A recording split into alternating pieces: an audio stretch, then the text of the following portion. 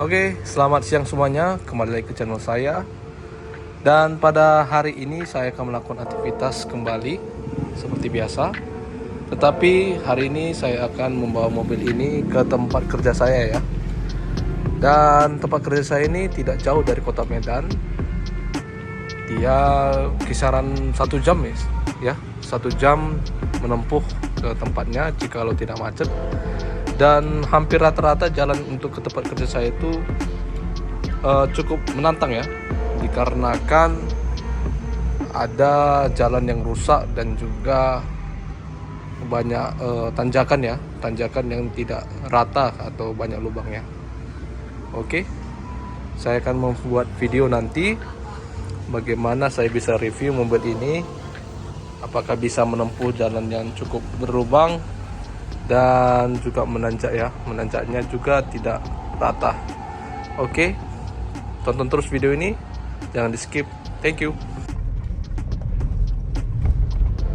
Oke, dimulai dari perjalanan ini kami sudah masuk ke daerah yang jalannya tidak beraspal lagi ya. Di sini sudah mulai terasa banyak lubang-lubang, dan saya rasa pada saat membawa ini suspensi dari Suzuki Espresso ini cukup dewasa ya, karena dia langsung memberikan balance yang bagus ya. Oke, sini sudah mulai banyak jalan yang berbatu-batu, berpasir. Jadi lokasi saya bekerja ini di daerah luar kota Medan ya. Jadi cukup jalannya tidak terlalu bagus. Oke.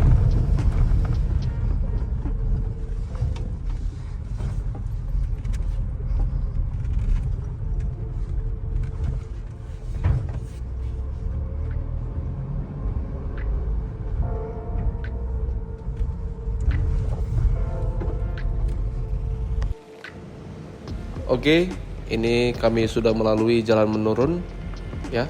Di sini Anda bisa melihat suspensinya cukup balance untuk menghadapi jalan menurun yang banyak kerikilnya ya, batunya. Dan juga kami juga menghadapi jalan yang menanjak dengan jalan yang tidak rata. Bisa Anda lihat di sini banyak sekali jalan yang tidak rata, aspalnya yang rusak ya. Dan di sini saya langsung mengganti transmisinya ke manual ya, supaya mendapatkan power. Ada pasir juga ya.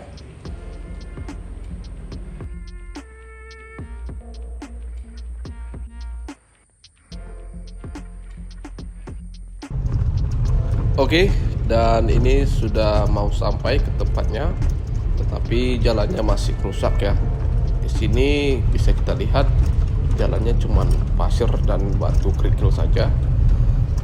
Saya rasa untuk ukuran ban dari Espresso perlu diganti ya, karena mungkin akan lebih menggigit untuk di jalan seperti ini, karena ukuran bannya ini cuma 165 ya lebarnya, dan juga untuk ketebalannya cuma 70 kalau nggak salah. Dan ring dari untuk mobil Espresso ini ring 14, jadi cukup masih kecil ya. Jadi kalau dinaikkan nanti ke ring 15 mungkin lebih performance dari mobil ini untuk menghadapi jalan seperti ini lebih baik. Oke, bisa Anda lihat jalannya masih rusak ya.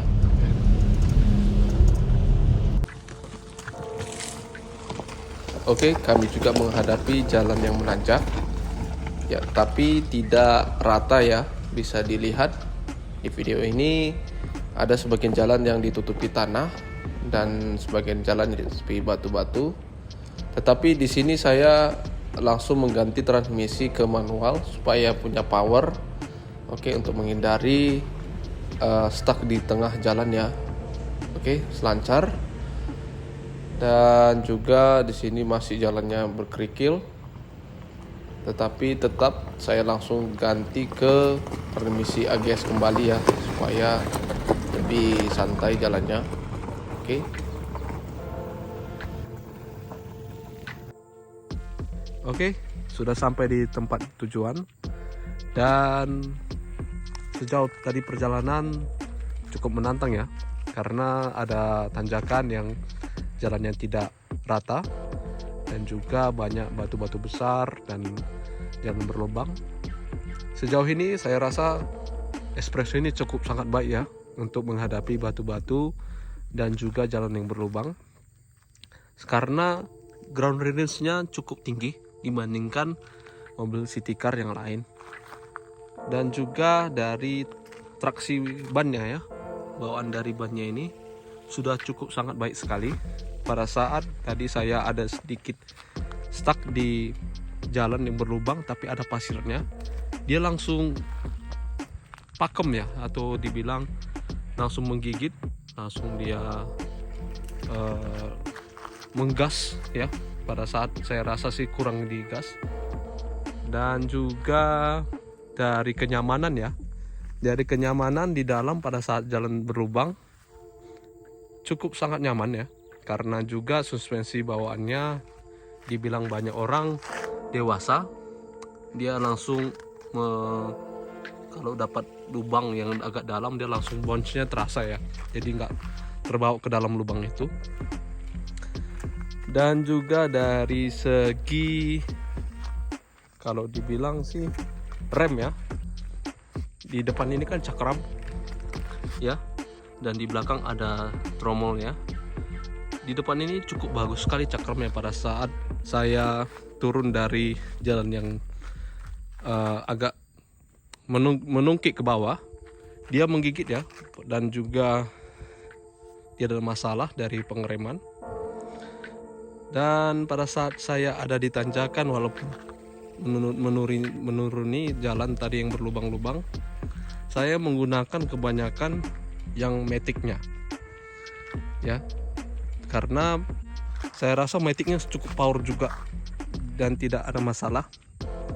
Dan juga saya menggunakan yang manualnya pada saat jalan yang cukup ekstrim, jadi supaya ada tambah powernya. Oke, sekian untuk video hari ini. Terima kasih sudah menonton. Jangan lupa untuk subscribe, like, dan hidupkan notifikasi, dan share kepada kawan-kawan yang ingin berminat memiliki mobil ini, karena yang pastinya saya pribadi cukup, saya rasa, karena ini harga yang tidak terlalu mahal dan worth it untuk dimiliki. Oke, terima kasih banyak. Thank you.